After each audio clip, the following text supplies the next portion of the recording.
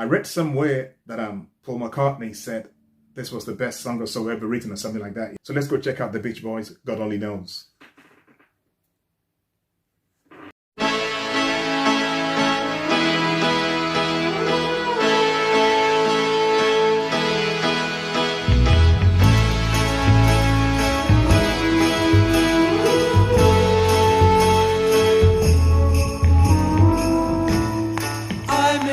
Always love you, but long as there are stars above you, you never need to doubt it.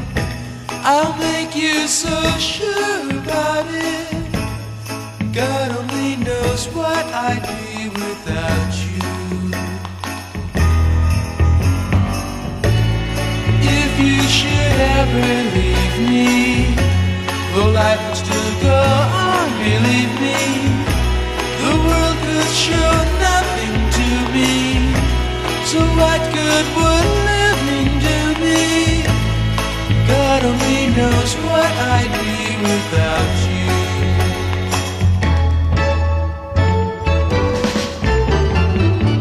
you. Wow. Powerful song, deep, it was obviously inspired, when whoever wrote this was like in some serious love, and amazing song. Now, I am guessing that Phil Spector produced this song. I can hear that wall of silence. Sorry, that wall of what's that sound called again? Wall of noise, rather. That's a wall of silence. Yeah, I can hear that sound. And if this wasn't produced by Spector, I would be very, very, very surprised. It sounds so much like his production. The only thing that doesn't sound like his production is the way that the vocals were produced, because normally you can hear, there's a certain sound that Phil Spector puts on his vocals when he produces them, But apart from that, right, it sounds so much like a Phil Spector production. Beautiful song.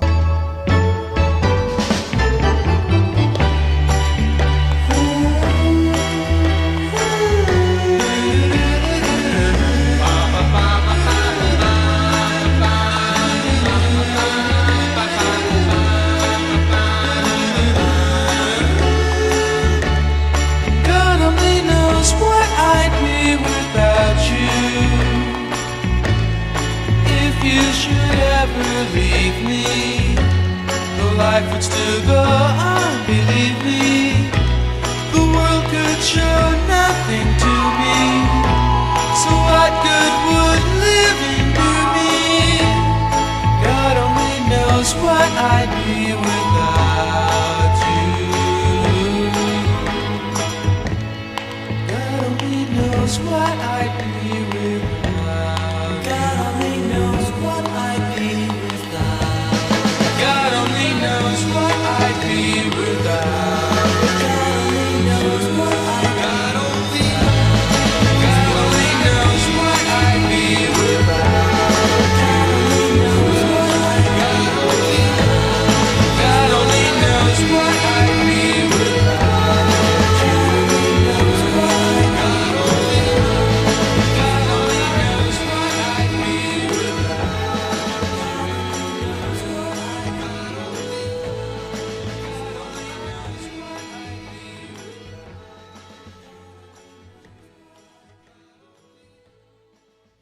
Fantastic. Beautiful, man. Absolutely beautiful. I can see exactly where Paul McCartney was coming from when he said the song was the most beautiful song he's heard. If he did say so, because sometimes, these guys, they just like twist the words that this guy says, and he could have said maybe, oh, that's a really nice song, I like it, and then some reporter will just go and say, Paul says that's the best song ever recorded. I don't know. I'm not saying he didn't say so. I'm just like saying, just in case he didn't say those exact words. Beautiful song. I loved it. I still hear that Wall of Sound by Phil Spector, and the chorus. Beach Boys are supposed to be known for their like amazing harmonies, and there wasn't so much harmonies in this song. There was like interplaying of the voices, but there was not like a strong domineering presence of harmonies, if you know what I mean. But still, it didn't take nothing away from the song, because that singular voice as well, it gave the song this like I wouldn't say eerie. It gave it this feeling of vulnerability. You know, it was as if the guy was like vulnerable. You know, he was like alone in a space somewhere. And although he did say that without her, he'll no, I wouldn't talk about that, because that'll take me somewhere else.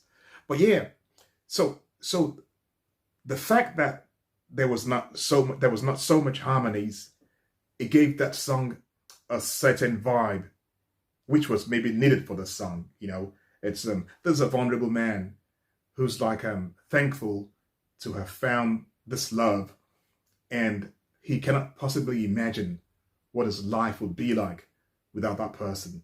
So I guess it's very, very appropriate for that person to show some vulnerability, you know, to show, you know, this is not a time to be macho. This is not a time to say, hey, baby, man, you know, I love you so much, man, and without you, I'll be nothing. Nah, you know, there's a time for everything.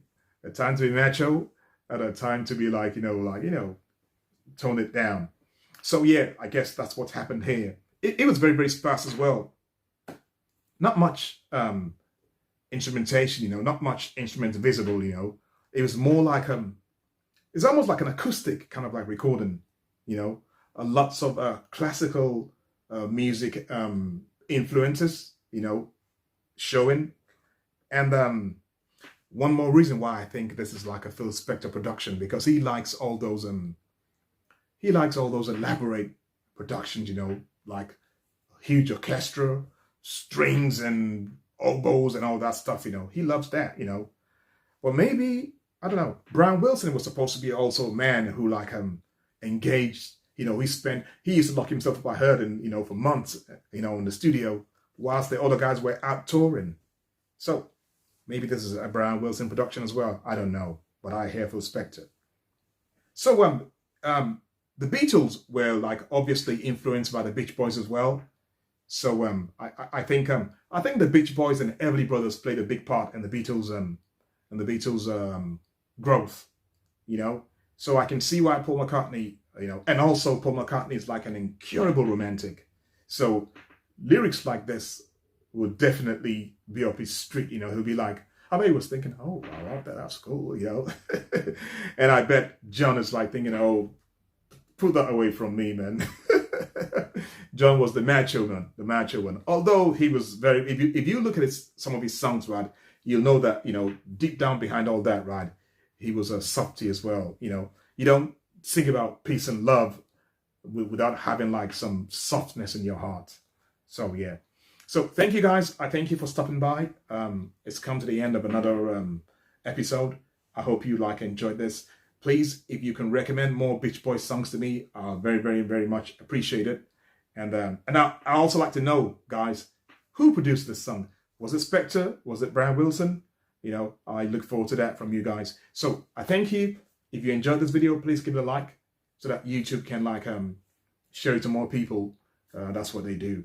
And if you haven't yet subscribed, I hope you give this serious consideration and subscribe so that when I drop more videos, you'll get notifications. So thank you for stopping by. My name is Harry, and I shall see you guys at the next stop.